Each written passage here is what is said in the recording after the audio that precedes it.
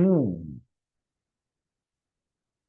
अब पहले थोड़ा बेसिक से शुरू करते हैं, क्योंकि कुछ स्टूडेंट इसमें नए हैं। अभी हालांकि सभी लोग क्लास में नहीं आए, कम से कम 21 मेंबर हैं। तो केपी सिस्टम और वैदिक सिस्टम, इन दोनों में क्या खास बात है और क्या अंतर है, ये हमें देखना है। और ये नितिन जी भी आ गए, ये भी आ गए। ओके। तो केपी सिस्टम में और वैदिक सिस्टम में दोनों में क्या अंतर? देखिए, ये तो जो चार्ट इस वक्त आपको दिख रहा है, ये तो इसी वक्त का चार्ट है, 8% गोचर का ये। और आप इसको पर्सनल चार्ट भी बोल सकते हैं। तो भाई देखिए, अभी लग्न क्या चल रही है, तो आप कहेंगे भाई कर्क लग्न। ज्योतिष में हम लोग प्रारंभिक रूप से सर 9 ग्रह, है ना, बार 12 बार राशियां डिस्टरबेंस आ रहा और है सर। 27 नक्षत्र। हेलो। सर म्यूट कर डिस्टरबेंस आ रहा है दीजिए सर किस। सबको, पीछे से आवाजें आ रही हैं। हम्म। हम्म। एक मिनट। हाँ, अभी जब तक किसी को बात न करना हो, म्यूट रखिए। तो शुरुआत करते हैं फिर से कि वैदिक ज्योतिष और केपी में क्या अंतर है।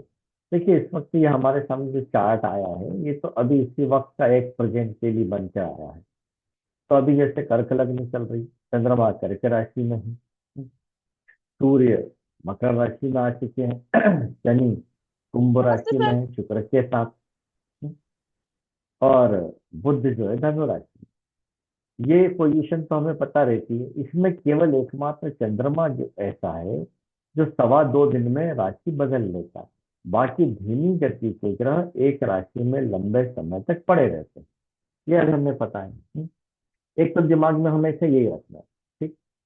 अब 12 राशियां, 9 ग्रह। आज सूर्य मकर राशि में आया, तो मकर संक्रांति में सूर्य एक राशि में एक महीना रहता है, तो 12 महीने में 12 राशियों का एक चक्र पूरा करता है। इसी के हिसाब से हमारा कैलेंडर बना है जो पूरी दुनिया में मान्य है। ठीक। ये हम देखते हैं। फिर 9 ग्रहों के बाद, अब इन 9 ग्रहों की जो विशेषता है वो क्या है, पहले वो दिमाग में लाएं आप। सूर्य, हमारा जो सौर मंडल है, मिल्की वे गैलेक्सी के एक छोटे से कॉर्नर पर है सौर मंडल। मिल्की वे गैलेक्सी तो बहुत बड़ी है, सौर मंडल एक साइड में, जहाँ सूर्य के आसपास सभी ग्रह अपनी अपनी कक्षाओं में चक्कर लगाते हैं, जैसे इलेक्ट्रॉन अपने अपने कक्षाओं में चक्कर लगाते हैं। अब सबका दूरी सूर्य से अलग अलग है, तो उसका सूर्य का राउंड लेने का समय भी अलग अलग है। अब इसमें सबसे पहले सूर्य एक तारा है, उसके बावजूद ज्योतिष में उसे ग्रह मान लिया गया। अब सूर्य की क्या विशेषता है, पहले वो देखिए आप। सूर्य जन्म कुंडली में प्रतिष्ठा का कारक है। सो बात की एक बात, सूर्य कमजोर है तो नेम और फेम नहीं मिलता है, भले ही धन मिल जाए। ठीक है, ऐसे सोचिए, भले ही धन मिल जाए, नेम फेम नहीं मिलेगा। सूर्य कमजोर है, अब कमजोर है तो हमने तो बोल दिया कमजोर है। कमजोर कैसे मान लेना उसको? क्या सूर्य ये अपनी नीच राशि में आ जाए या शत्रु राशि में आ जाए तो कमजोर मानने का? जैसे आज सूर्य शनि की राशि में आ गए, सूर्य और शनि में मतभेद बोला जाता है, लेकिन देखिए इतना बड़ा त्योहार मनाया जा रहा है इस वक्त, है ना, महाकुंभ भी हो रहा है। ऐसा नहीं, स्थान जन्म कुंडली में 6, 8 और 12 भावों को त्रिक भाव कहते हैं। इन भावों में कोई ग्रह जाता है, तो वो जिस भाव का स्वामी होता है वहां के फल कमजोर कर देता है। लेकिन मैं कहूंगा कि सूर्य अगर 6ठे भाव में है तो शत्रुओं के ऊपर उसका प्रभाव रहेगा। ठीक है। 12वें भाव में है तो विदेशों में प्रभाव रहेगा। तो सूर्य खराब कहाँ फल देगा? अष्टम भाव में। अष्टम भाव में बहुत कम मिलेगा आपको कि कोई भी ग्रह शुभ फल देता हो, बहुत कम, है ना। तो सूर्य के बाद आ जाए चंद्रमा पे। चंद्रमा मन का कारक है, इसकी 2.25 दिन में ये राशि बदलता रहता है। अब देखिए, दिन भर में आप क्या करते हैं, डिसीजन लेते हैं। चलो अब क्लास का टाइम हो गया, चलो अब खाना खा लें, अब ऐसा कर लें वैसा कर लें। हर पल आप डिसीजन लेते हैं, कभी कभी आपका मूड खराब होता है, खराब डिसीजन भी होता है। तो मन का कारक है चंद्रमा। चंद्रमा गोचर वर्ष घूमते घूमते जब छठे भाव में आता है तो किसी प्रकार की शारीरिक पीड़ा हो सकती है। जब अष्टम भाव में आएगा तो कोई दुख का अनुभव करेंगे। 12वें भाव में आएगा तो अनएक्सपेक्टेड खर्चे आ जाएंगे। ठीक। अब चंद्रमा के बाद आते हैं मंगल। मंगल ग्रह जो क्या है, मंगल ग्रह सेनापति है। सूर्य पिता का कारक है, चंद्र माता का कारक है, मंगल सेनापति। और आपके जो भी कंप्यूटर में एंटीवायरस है उसका एक कारक होता है, सुरक्षा का कारक मंगल। मंगल के बारे में वही बात आती है, हम में से ज्यादातर शब्द बोलते हैं मांगलिक कुंडली है। भैया लेस देन का साइन आप बनाएंगे यहाँ से यहाँ तक, ये तो यहाँ से यहाँ तक में कहीं भी मंगल हो तो हम कह देते हैं कि पत्रिका मांगलिक है। फिर वो कुंडली मिलान के लिए भी आपके पास लोग आते हैं कि चलो भाई कुंडली मिलान कर ले। कुंडली मिलान 100% ऑथेंटिक नहीं है, पहली बात। शादी ब्याह के मामले में हर व्यक्ति का अपना भाग्य होता है। कई बार पति सुखी तो पत्नी दुखी, पत्नी सुखी तो पति दुखी, दोनों सुखी दोनों दुखी, 4 केस बनते हैं। तो वो उसकी अपनी अपनी पत्रिका में जो भाग्य में लिखवा के लाया है वैसा फल मिलेगा। ठीक। तो मंगल है ना, मांगलिक से मांगलिक का विवाह हो बिल्कुल भी आवश्यक नहीं है। तो फिर मंगल का खराब स्वभाव कहाँ लेंगे। देखिए पुरुष की पत्रिका में चौथे भाव में मंगल अच्छा नहीं होता है, और लड़की की पत्रिका में 8वें भाव में गया हुआ मंगल अच्छा नहीं होता है। बस ये 2 बात याद रखिए, बाकी कहीं भी मंगल हो कोई प्रॉब्लम। ये मेरा अपना अनुभव है। अब आ जाइए बुध। बुध राजकुमार है ना, चंचल है, रोमांस का कारक ग्रह बुध है, शुक्र नहीं है। शुक्र तो सुंदरता का कारक है, काम भाव का कारक। बुध रोमांस का कारक ग्रह। बुध द्विस्वभाव है, पल पल में डिसीजन बदलता है। सूर्य के नजदीक होगा ये किसी भी पत्रिका में या सूर्य के साथ होगा। ऐसे ही शुक्र भी उसके आसपास 1-2 घर आगे या 1-2 घर पीछे होगा, ये भी देखिए। तो बुध द्विस्वभाव होता है, लग्न में बुध का होना अच्छा माना गया। बुध गणित का कॉमर्स का कारक है। अब इसके पहले जो मंगल था वो बिजली का कारक। अब इसके बाद गुरु को ले लो। गुरु का तो देखिए जिस किसी भी भाव में गुरु हो किसी का, आप खुद देख लीजिए अपनी पत्रिका में उठाकर, जिस भाव में आपका गुरु होगा उस भाव में आपको सेटिस्फेक्शन कम है। अगर पंचम भाव में गुरु है आपका, कहने को बहुत अच्छा था त्रिकोण भाव में आ गया गुरु, लेकिन पंचम भाव में है तो संतान सुख नहीं होगा। अगर है तो काम नहीं आएगी। पंचम भाव प्रेम का भी है, पंचम भाव बिना परिश्रम का धन भी है। तो यहाँ जिस भाव में गुरु है उस भाव में आपको सेटिस्फेक्शन कम रहेगा, ये देख लेना है ना। गुरु गुरु है, धर्म का कारक है। आपका जो भी पढ़ाने वाले, देखिए आपको स्कूल में थे आप तो हिंदी भी पढ़ाने वाले थे, गणित पढ़ाने वाले, सोशल स्टडी, ये सब आपके गुरु थे। किसी व्यक्ति का कोई एक गुरु नहीं हो, जो सिखा दे वो गुरु। अब गुरु की जो भी खराब स्थिति कही गई है वो मेरे अपने अनुभव से, एक तो यहाँ पर, कहाँ पर, अष्टम भाव में। अष्टम भाव में मैंने किसी भी ग्रह का अच्छे फल नहीं देखे हैं। अष्टम भाव में गुरु की स्थिति अच्छी नहीं मानी गई। बाकी कहीं भी हो कोई विशेष फर्क नहीं पड़ेगा, और इसकी डिटेल हम आगे देखें। अब आ जाते हैं शुक्र पे। शुक्र सुंदरता का कारक। अब शुक्र की खास बात ये, यहाँ से यहाँ पर कहीं पर भी विराजमान हो वो उसके अपने स्पेशल फल देगा। सपोज शुक्र छठे भाव में है, संतान सुख में देरी होगी।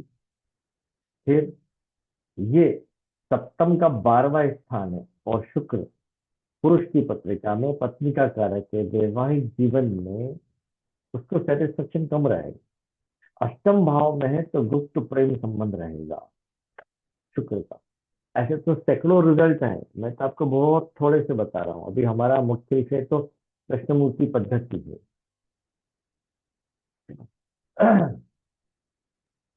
सर रोहिणी जी अब को आगे ऐड बढ़ते कीजिए हैं। ना। किसको? दिखाई नहीं दे रहे हो? रोहिणी जी, रोहिणी जी मैसेज कर रही हैं। यहाँ कैसे ढूंढे उनको?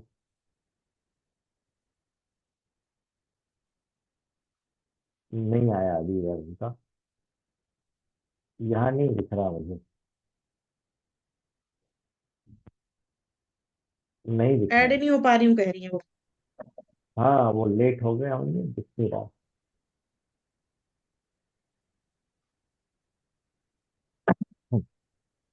हम्म।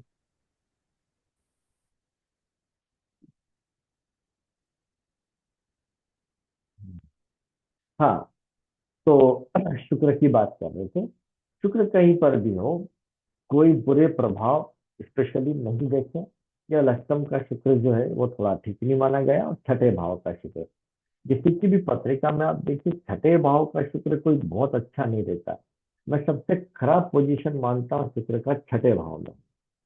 अपनी जेब से पैसा लगा कर बिजनेस करेगा व्यक्ति, चलेगा नहीं। प्रेम संबंध भी उसका टूट जाता है, आगे नहीं बढ़ता है ना। 12वें भाव में शुक्र को अच्छा माना गया, तो ठीक उसके सामने यहाँ पर सप्तम भाव और छठा भाव, यहाँ पर भी शुक्र की पोजीशन कुछ चीजों के लिए, भौतिक सुख साधनों के लिए अच्छी है, बाकी नहीं। फिर आ जाए शनि। शनि की स्थिति की बात करें, तो कई लोग बोलते हैं केंद्र स्थान में हो तो अच्छा है, कि यहाँ है तो अच्छा है। यहाँ शनि की जो ठीक स्थिति मैंने नहीं पाई, वो है यहाँ पर द्वितीय भाव में। धन भाव में शनि का होना ठीक नहीं, क्योंकि शनि जिस भाव में होगा, ये धीमी गति का ग्रह है, उस भाव संबंधी फल को डिले करेगा। धन भाव में शनि है, धन आएगा लेकिन बहुत देरी से, 50 वर्ष की आयु के बाद बैंक बैलेंस बन रहा है, तब क्या काम कर, जरूरत कब थी, जवानी में। ऐसा भी होता है। शनि जहाँ विराजमान हो वहां तो अच्छा रखेगा, मतलब धन भाव में होने के बावजूद व्यक्ति की जेब बचपन से खाली नहीं रहती। ये खास बात है, लेकिन एक लिमिट बनी रहती है उसके लाइफ। फिर तो शनि जिस भाव में बैठेगा, उस भाव के फल देरी से मिलेंगे। और जिन भाव पे दृष्टि पड़ेगी, जैसे यहाँ शनि हमें यहाँ दिखाई दे रहा है अभी, शनि कुंभ राशि में, तो ये दसम भाव पर शनि की तीसरी दृष्टि दशम भाव पर पड़ रही है। अब यहाँ पर उसकी राशि मित्र राशि है या सम राशि है, शत्रु राशि है, ये दिखाता है। अब ये मंगल की राशि एक नंबर। तो शनि और मंगल में वैचारिक मतभेद है। शनि मंगल के युद्ध में मंगल जीत जाता है, क्योंकि वो हनुमान जी है। इसलिए जिसको शनि की पीड़ा होती है, उसको हनुमान जी के पास भेजते हैं। ठीक? तो यहाँ के फल थोड़े कमजोर करेगा। इसके बाद सप्तम दृष्टि शनि की सामने पड़ रही है धन भाव पे, तो धन भाव संबंधी मामलों में भी डिले होगा। फिर दसम दृष्टि 7, 8, 9, 10 पंचम भाव पे, यहाँ के फल भी रुके हैं। एकदम छोटी छोटी सी बात कर रहे हैं। उसके बाद आ जाता है राहु। राहु की जो खराब स्थिति है, वो 8वें भाव में, और कहीं भी विशेष बुरा नहीं होगा। यहाँ पर होना ठीक नहीं माना गया है राहु को। अष्टम भाव में किसी का भी राहु है, अदृश्य बाधा पीड़ा से परेशान रहे, है ना। जैसे नजर लग जाना, है ना, किसी भी प्रकार की कोई अदृश्य छाया पीछे पड़ जाना। आप सोचेंगे सर ये क्या सब होता है? हाँ, होता है, साइंस है। देव है तो दानव है, सुर है तो असुर भी है, होता है। तो राहु की स्थिति अच्छी नहीं है। मंगल अगर इलेक्ट्रिक का कारक है, तो राहु इलेक्ट्रॉनिक्स का कारक है। और आज हम सब लोग जेब में राहु लेकर घूमते हैं, यानी इलेक्ट्रॉनिक चीज, मोबाइल। तो कलयुग का राजा ही राहु है। राहु की सर्वश्रेष्ठ स्थिति मानी गई है तीसरे, छठे और 11वें भाव। अगर किसी का तीसरे, छठे, 11वें भाव में राहु है, तो राहु की दशा में उसको बुरे फल नहीं मिले। इसी प्रकार से हम बोलते हैं शनि की 7.5 की लग गई, ये हो गया। लोग बहुत भ्रमित होते हैं, हमारे पास आते हैं, सर 7.5 की लग गई, ये होगा वो हुआ। या मेरा बुरा हुआ तो इसकी वजह से हुआ, ऐसा नहीं। साढ़े साथी से कौन प्रभावित नहीं होगा।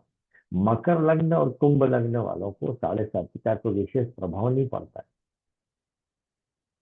या किसी का शनि मकर राशि या कुंभ राशि में हो तो भी तो उसे विशेष फर्क नहीं पड़ेगा। अब 7.5 साल एक लंबा पीरियड है, कुछ न कुछ तो बदलाव हर किसी के जीवन में होते हैं। उसके लिए शनि को दोष ठहराना उचित नहीं। राहु के बाद आ जाए केतु। राहु माया है, केतु धर्म है। केतु जिस भाव में होगा उस भाव संबंधी सेटिस्फेक्शन कम होते हैं, क्योंकि केतु धड़ है, सिर्फ धड़ है, उसे दिखाई नहीं देता जिस भाव में हो। जैसा कहा गया है कि केतु जिस भाव में उस भाव संबंधी बातों को छुपा के रखना चाहिए और उसके बारे में ज्यादा बात न करें। जैसे लग्न में हो तो स्वयं के बारे में ज्यादा बात न करें कि मैंने ये कर दिया वो कर दिया। द्वितीय भाव में हो तो अपने बैंक बैलेंस के बारे में कोई को न बताएं और परिवार की वाले के बारे में ज्यादा बात न करें। तीसरे भाव में तो छोटे भाई बहनों के बारे में ज्यादा बात न करें। चौथे में तो अपनी प्रॉपर्टी और माता के बारे में ज्यादा बात न करें। पंचम भाव में हो तो प्रेम संबंधों और संतान के बारे में ज्यादा बातें न करें। छठा है तो कहीं लोन ले रखा है, सर्विस करते हैं, उसके बारे में बात न करें। सातवें में केतु है तो जीवन साथी के बारे में या व्यापार के बारे में ज्यादा लोगों से चर्चा न करें। आठवें भाव में है, आठवां भाव गुप्त चीजों का है, दुख और अपमान का है। अपना दुखड़ा दोस्तों के आगे न रोए। और यहाँ धर्म के भाव में तो अपने गुरु और पिता के बारे में ज्यादा बातें न करें। दसम भाव में तो आप क्या कर्म कर रहे हैं ज्यादा चर्चा न करें इसकी। इस प्रकार से लाभ भाव में है, ये मित्रों का भाव भी है। मित्रों में आपस में झगड़े ना हो उसके बारे में चर्चा ना करें। 12वें भाव में अगर केतु है तो आप कभी बीमार पड़ के अस्पताल गए हो तो उसकी चर्चा ना करें। इन्वेस्टमेंट आपने किया है उसकी भी चर्चा ना करें, है ना। ये डिटैचमेंट देता है। तो जिस भाव में उस भाव संबंधित फलों से थोड़ा सा दूर रहिए। पंचम में संतान से ज्यादा प्रेम ना करें, ऐसा बोला जाता है, डिटैचमेंट देगा। और राहु जिस भाव में होगा और भाव संबंधी उथल पुथल मचा देगा, उस भाव संबंधी कारकों को पाने के लिए वो पागल पागल बना देता है। कब? अपनी दशा में, हमेशा नहीं। हम ज्यादातर ज्योतिषी क्या करते हैं, कोई पत्रिका आती है, लग्न चार्ट देख के बोलना शुरू कर देते हैं। ऐसा नहीं है यार, ऐसे ही आपका तो सूर्य बहुत बढ़िया है, आप ऐसे हैं वैसे हैं, आपके भाग्य में बहुत धन है, ये है वो है। केपी सिस्टम पूछता है कब। आपने बोल दिया बहुत धन है मकान है, वो पूछता है कब। कब का जवाब चाहिए कृष्णमूर्ति पद्धति। अब थोड़ा सा भाव के बारे में बात करें। ये समझिए काल पुरुष। काल पुरुष के हिसाब से एक से लेके पूरे 12 भाव हैं आपके पास। ठीक। तो यहाँ पे आपका सिर है, ये दाएं बाएं जो ऊपर है ये आपके नेत्र हैं, दाई आंख बाई आंख। स्त्रियों के मामले में उल्टा कर देते हैं, दाया बाया, लेफ्ट राइट। थर्ड हाउस है ना, ये कान का भी है। जब आप मुंह खोलते हैं तो जो दिखाई देते हैं दांत वो द्वितीय भाव है ना। गले का जो हिस्सा दिखाई देता है वो, लेकिन जैसे अपन तीसरे भाव में आते हैं गले का अंदरूनी हिस्सा, ये तीसरा भाव और 11वां भाव ये कान भी है और भुजाएं भी हैं आपकी। ठीक। फिर चतुर्थ भाव आपका वक्ष स्थल है, सीना है। और पंचम भाव पेट का स्टार्टिंग हिस्सा, जो खाना जाता है डिडेनॉल से होकर अंदर तक, वो है। तो छठा भाव आपकी आंतें हैं। पहले हम अंगों की बात कर रहे हैं। सातवां भाव, सातवां भाव शरीर के गुप्त अंगों का स्टार्टिंग हिस्सा है, तो आठवां भाव उनके आंतरिक हिस्सा है। ये यूटेरस भी है ना। किडनी लीवर के लिए भी हम इसको देखते हैं। अष्टम भाव आंतों का आखिरी हिस्सा है। फिर आ जाए यहाँ पे, ये कमर और हिप्स के लिए नवम भाव। फिर दसम भाव कमर के लिए भी लेते हैं और घुटने के लिए दसम भाव। 11वां भाव घुटने से लेके पंजे तक पिंडलियों का भाव। तो 12वां भाव आपके पंजों का भाव। दूसरी बात, ये स्थिर है तो प्रथम भाव किसी भी कुंडली का पावर हाउस होता है।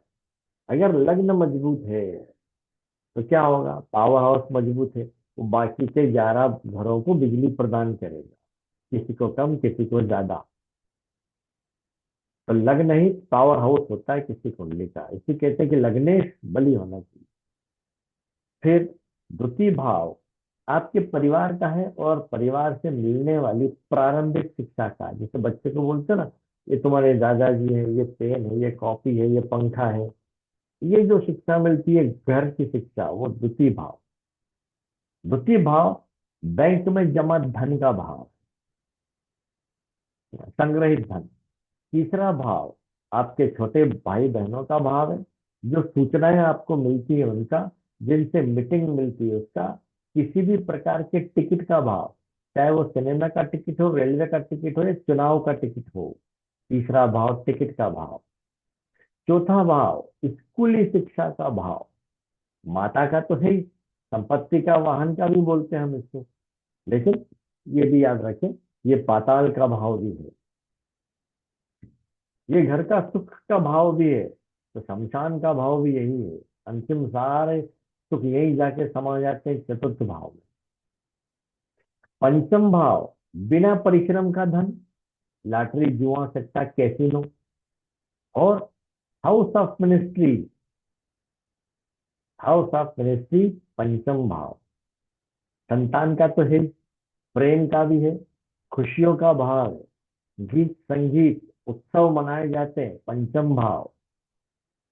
कला का भाव, किसी भी प्रकार की कला।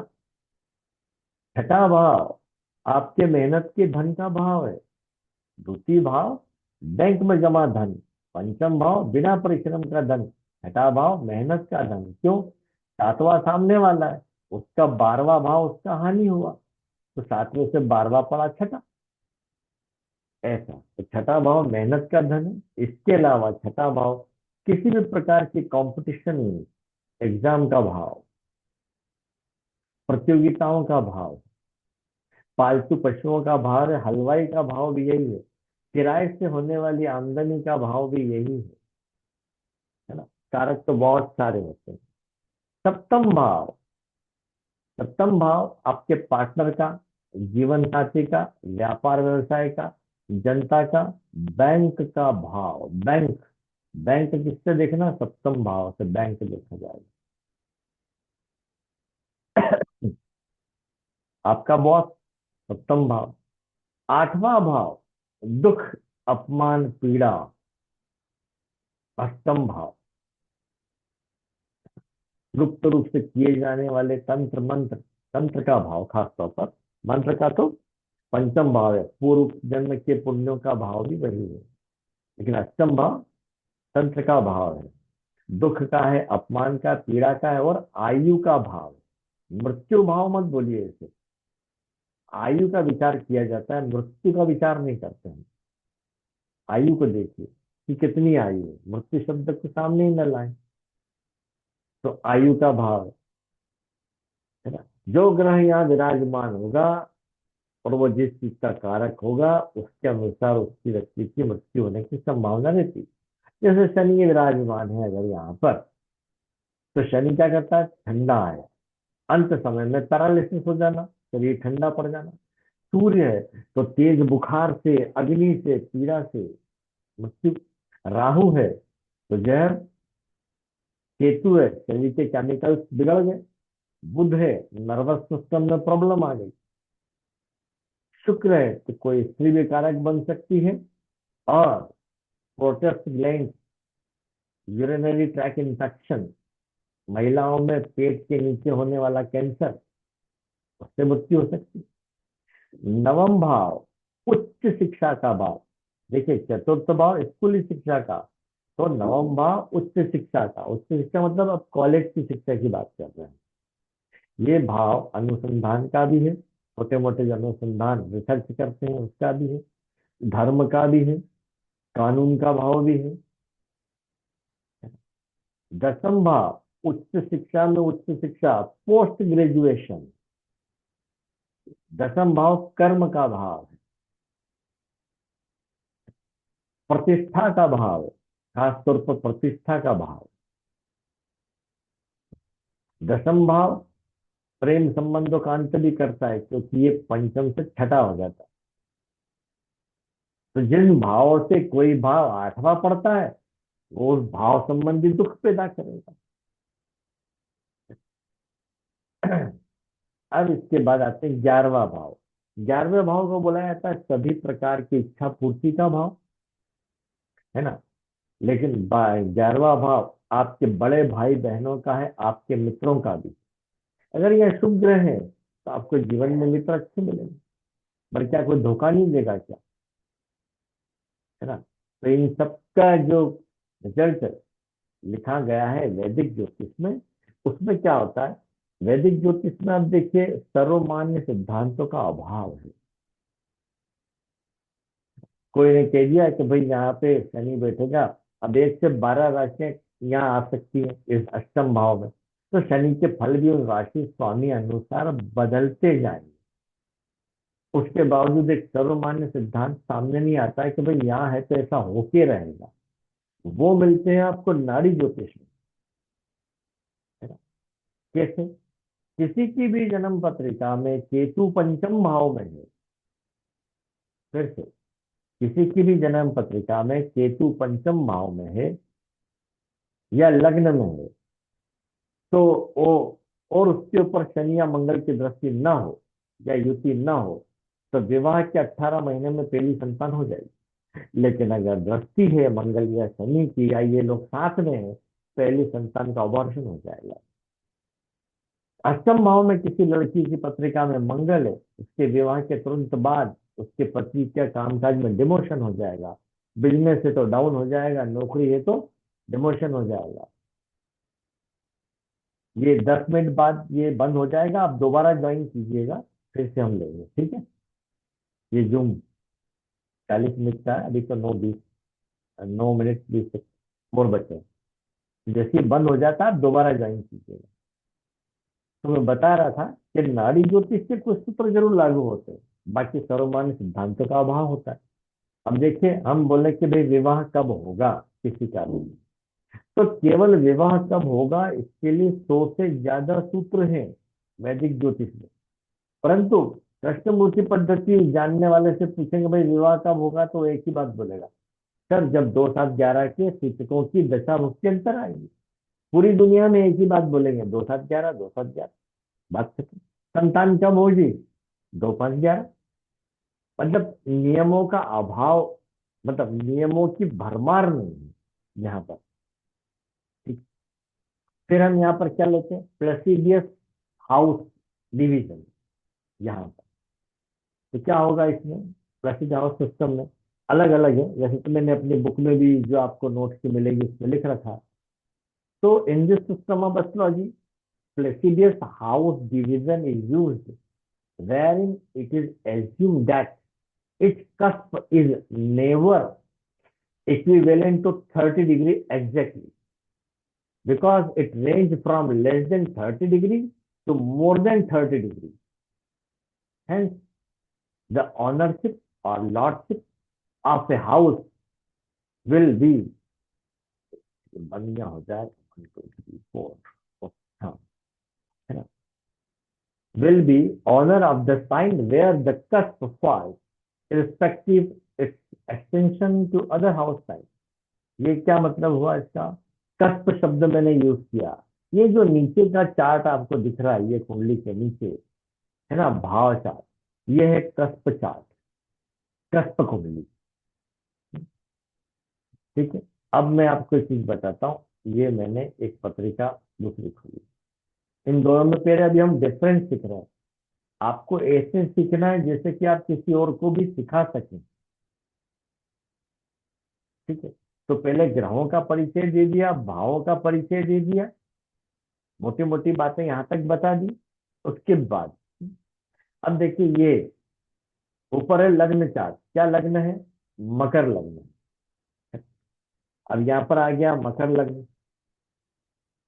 अब यहाँ 10 11 12 1 2 3 4 5 6 7 8 9 पूरे हैं। जरा यही नंबर यहाँ ढूंढे, 10 11 1, लीजिए, 12 कट गया, दो, फिर दो, 3, 4, 5, 6 गायब, 7 आ गया, 8, या 8 दो बार आ गया, 9। देखिए, तो क्या बता रहा था मैं, जो मैंने इंग्लिश में बोला उसका मतलब ये है कि ये जो लग्न चार्ट है, ये भाव मध्य से शुरू होता है, और ये जो नीचे है, इसमें राशि का विस्तार एक घर से अगले भाव तक हो जाता है। जिसे हम देख रहे हैं, वृषभ राशियां 2 भावों में है ना, चतुर्थ भाव में भी आ गई, पंचम भाव में भी आ गई, तो हम क्या कहेंगे, वृषभ राशि का विस्तार हो गया। इसी प्रकार से ये वृश्चिक राशि 10वें भाव में भी, 11वें भाव में भी। तो जो राशि जहां से शुरू हो रही है, उसका विस्तार अगले भाव तक हो जाता है। इसलिए है ना, इसको हम कष्ट चार्ट कहते हैं, या केपी कुंडली कहते हैं, या निर्यन भाव चलित कुंडली कहते हैं। फिर what are the unique features of the KP system astrology? First तो मैंने बता दिया। सेकंड, नो योग, है ना, there is only one yoga to be taken, it is called Punarphoo yoga. Punarphoo योग, only one योग। So in Indian system astrology, there are many yogas such as Gaj Kesari Yoga, Neet Bhang Raj Yoga, etc., which is based on the position of Sun, Moon, and other planets in a horoscope. But in Capital astrology, no reference to yoga is made. But I take only Punarfu Yoga. It is also called Vishkumbh Yoga. This yoga is made up of with Moon and Saturn. या तो चंद्रमा शनि के साथ हो, या चंद्रमा पर शनि की दृष्टि हो, या चंद्रमा का नक्षत्र स्वामी शनि निकले, या शनि का चंद्रमा का नक्षत्र स्वामी शनि निकले, ये कहलाता है अपना पुनर्फु। स्क्रीन स्टॉप हो गई है, कोई बात नहीं, आज देख लेते हैं इसको भी।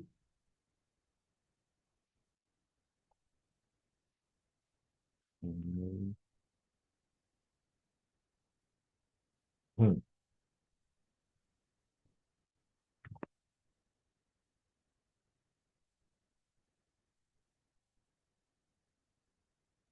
एक मिनट चालू कर लूं इसको।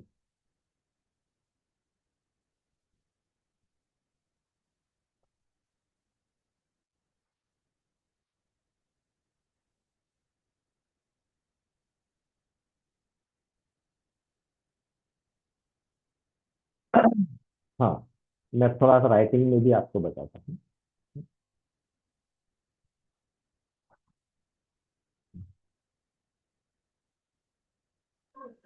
हाँ, सर अगर चंद्रमा शनि की राशि में है तब तो ये योग नहीं बनेगा ना? नहीं, तब नहीं बनेगा।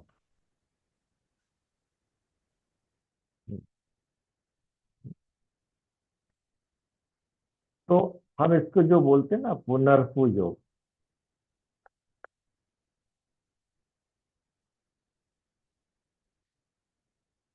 पुनर्फु दोष कहें या योग, है ना, तो ये बनेगा चंद्र और शनि की युति से, है ना, या चंद्र का स्टार लॉर्ड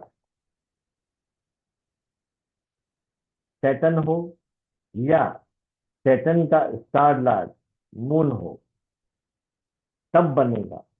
एकमात्र माना गया ये। इसका फल क्या निकलेगा? इसका जो फल है वो ये है कि मैरिड लाइफ या कामकाज, इन दो में से एक चीज प्रभावित होगी। कामकाज बहुत बढ़िया है, मैरिड लाइफ डिस्टर्ब है। मैरिड लाइफ अच्छी है तो कामकाज डिस्टर्ब है। एक चीज कोई भी खराब होती है। दूसरी बात ये भी देखने में आया है कि जिनकी पत्रिका में ये योग होता है, उनके यहाँ पर नल टपकता है, या पानी की बर्बादी होती है, गाड़ियां धोने में ही क्यों ना हो। फिर इसके बाद कृष्णमूर्ति जी ने अपने ही अयनांश का प्रयोग किया। मेरी बुक में इसके बारे में आपको काफी डिटेल मिलेगा, वो ये मैं आपको नहीं बोलूँ, टाइम वेस्ट होगा। तो मैं आपको बुक भेजूंगा, या आपके पास है ऑलरेडी, जिनके पास है कोई प्रॉब्लम नहीं। तो केपी अयनांश का यूज यूज किया गया है। अयनांश क्या है? एक निश्चित बिंदु है, मेष राशि से उस निश्चित बिंदु की दूरी मापी गई है, वो अयनांश कहलाता है। ये वैसे ही जैसे मैं आपसे कहूँ एक राउंडर देके कि लीजिए एक सर्कल बनाइए, तो आप क्या करेंगे? अरे राउंडर कहीं तो रखेंगे और रख के ऐसा सर्कल घुमाएंगे। ये जो स्टार्टिंग पॉइंट है जहाँ आपने रखा है ना, ये भा चक्र के अंदर, यही आपका बन जाता अयनांश। तो केपी अयनांश चित्रा अयनांश से जो है थोड़ा 6 कम बोला जाता है कि कम है। फिर इसमें लग्न को ज्यादा महत्व दिया गया है। लग्न का साइन मतलब ascendant sign has been given more importance than moon sign, because in horoscope of twins birth, अगर दो जुड़वा बच्चों का चार्ट हो तो the position of will remain same, but the position of ascendant and सब विल चेंज। दो जुड़वा बच्चों की पत्रिका आपके सामने आएगी तो लग्न चार्ट तो वही रहेगा, 5 मिनट बाद भी ग्रह भी धीमी गति में चल रहे हैं, चंद्रमा भी एक राशि में सवा दो जो है, तो वही की वही बनेगी। तब आपको ज्योतिष लोग क्या बोलते हैं, भाई बड़े भाई के लिए जो जुड़वा बच्चों में पहले हुआ है उसको लग्न से देख लो, और उसके छोटे भाई के लिए तीसरे भाव से चार्ट को घुमा लो। पर ये कोई ऑथेंटिक तरीका नहीं है।